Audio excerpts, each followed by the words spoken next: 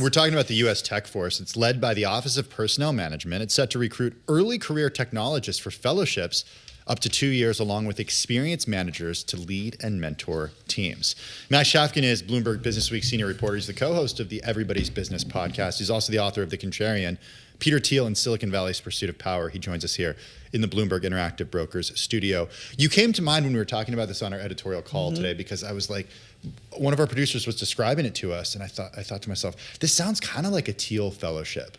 Yeah. Save for the, don't go to college and we'll give you money type of thing. But it's like, hey, come do this for a couple of years and then go do your own thing. It's definitely a Silicon Valley idea. And like you said, in the intro, there were versions of this tried both by presidents Obama and Biden. The names have changed slightly. This is the Tech Force. There was the U.S. Digital Corps. That was the Biden administration one. The U.S. Digital Service. That was the Obama one.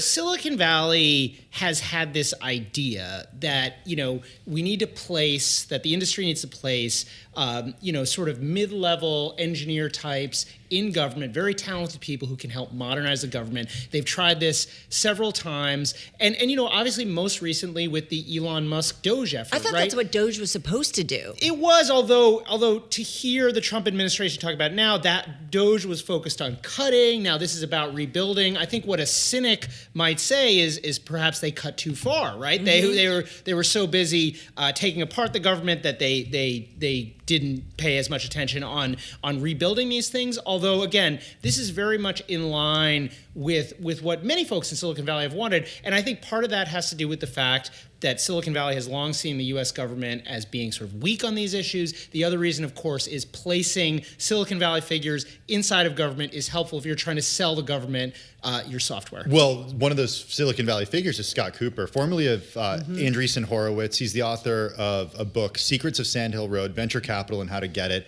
I'm pretty sure this is his first stint in government. He's a Silicon Valley guy. Yeah, he's one of these tech industry guys who came in during the kind of beginning part of the Trump administration. Andreessen Horowitz, in general, was very supportive of Donald Trump. Both Andreessen and Horowitz, I believe, donated to the campaign.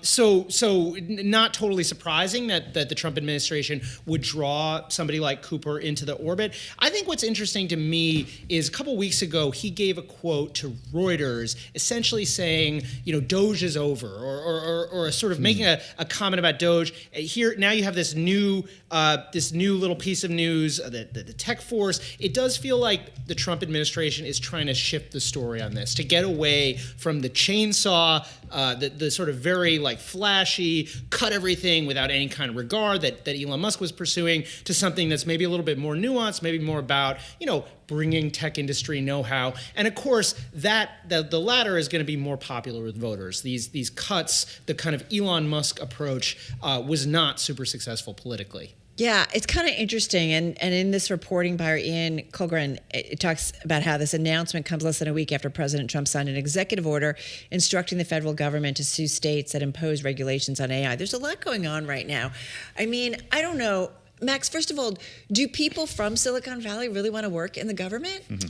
I mean, the usual answer you get is no. Government does not give you stock options. You cannot become a billionaire joining the U.S. government. I do think there's always been there are idealistic elements within the tech industry. So much of the tech industry's kind of founding myth is about changing the world, and so some of those currents run through this. And the other thing that's happening is that Donald Trump has really turned the Trump administration very much towards the priorities of at least one part of Silicon Valley. This AI executive order is exactly what the AI industry has been wanting. And although the executive order is framed as creating a single framework for AI companies, what it's done effectively is remove any framework. There is no federal framework at the moment, except for this threat to go after states.